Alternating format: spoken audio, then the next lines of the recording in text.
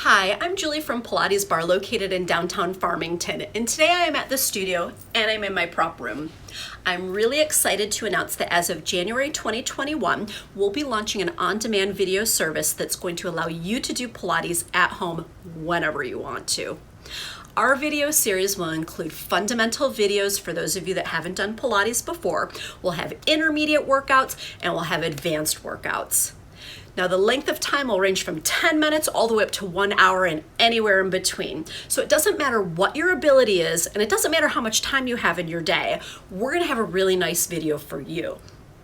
Now our videos will also incorporate small props. So today I'm in my prop room to go over the ins and outs of the props that we use in our videos. So if you'd want to invest in them for your Pilates home studio, you can get all these items on Amazon. So let's go ahead and get started. So I'm going to start with the most obvious prop that we use in Pilates mat work. It's going to be your mat. We do a lot of rocking on the spine in Pilates, rocking back and forth and rolling up and down all the time. So I suggest that people get a thicker mat to do their Pilates on. Now, if you look here, this is about 1/4 of an inch thick or so. It's nice and squishy, got a lot of give to it. One side has a rib texture on it, and these are really nice when you're doing planks so that your hands don't slide out, or your feet if you're doing bridge work. And the other side is also smooth, so if you do prefer a smoother surface, it is an option. So again, when choosing your mat to do Pilates mat work, always get yourself a thicker mat.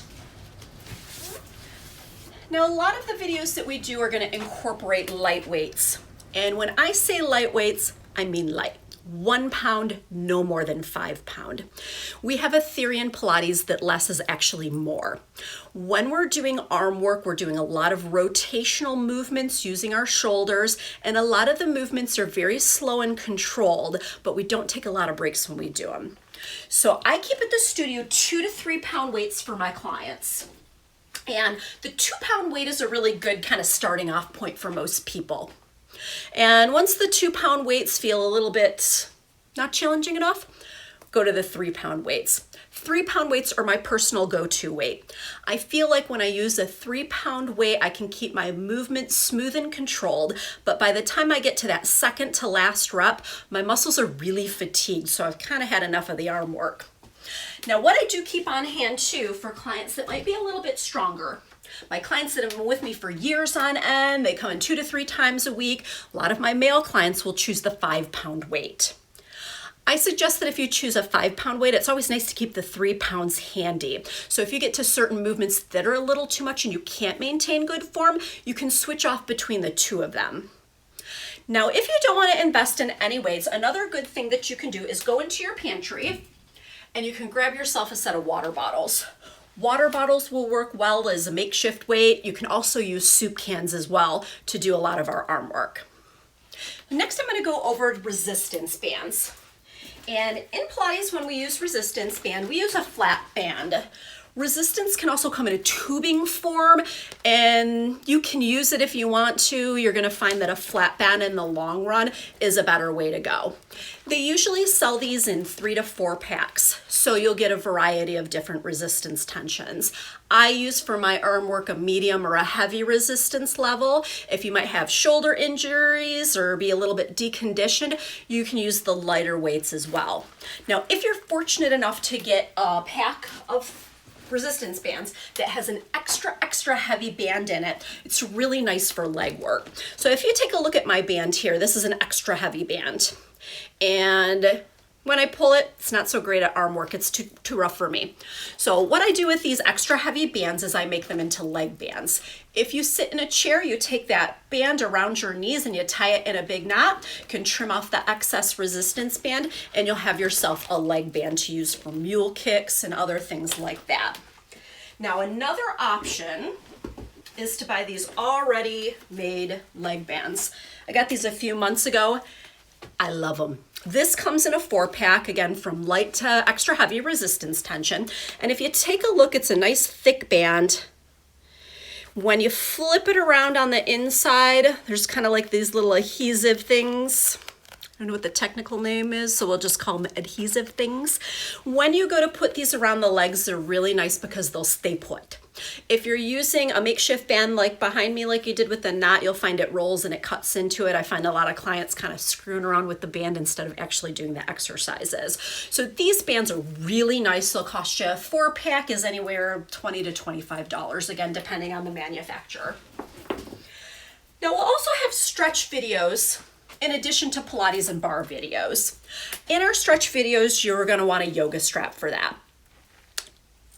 It costs you about $6 to $10 on Amazon. If you don't wanna purchase a yoga strap, you can use a towel. That works out well. You can also use one of the resistance bands as well to kind of mimic what the yoga strap does. But you'll find in some of our videos that actually having an actual yoga strap is a little bit better.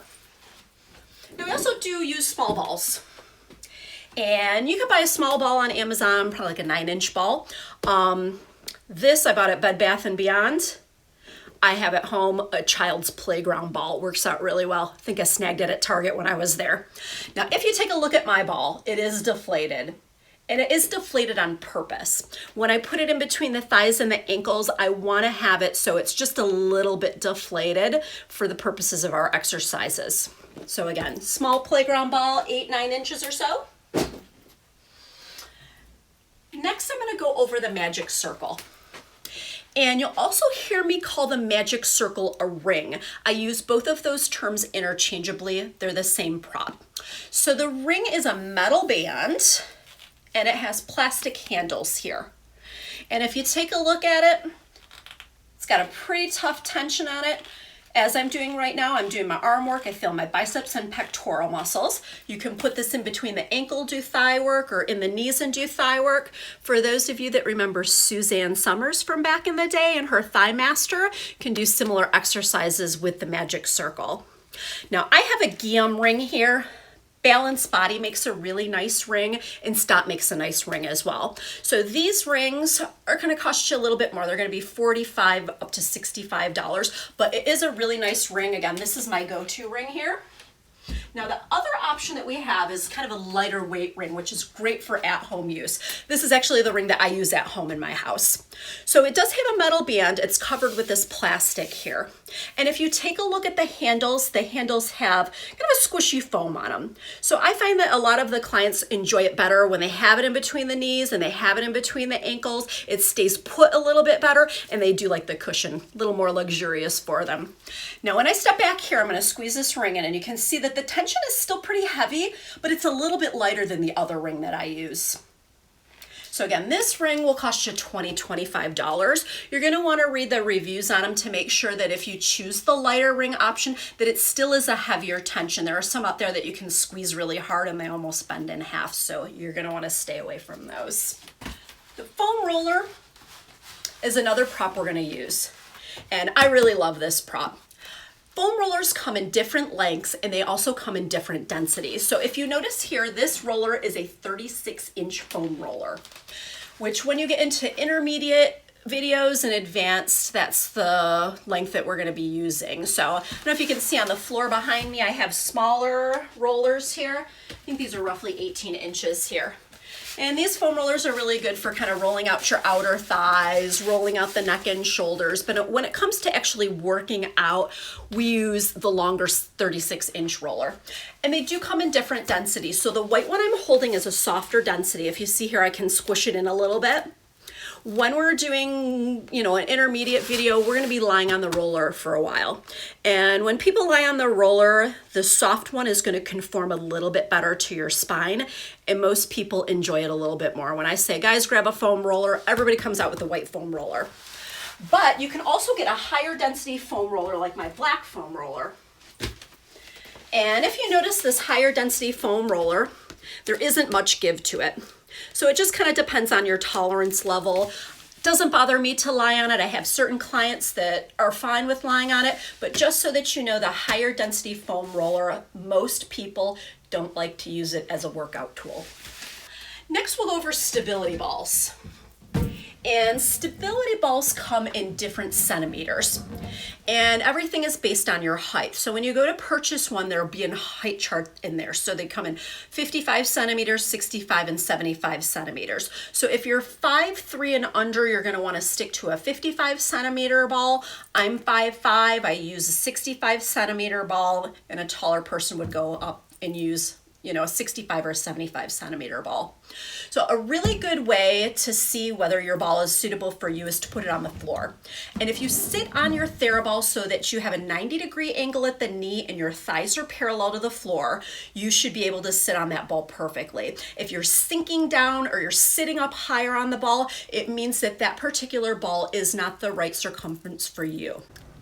So those are the props that we incorporate in our on-demand videos, and I really hope that you'll be joining us come January of 2021.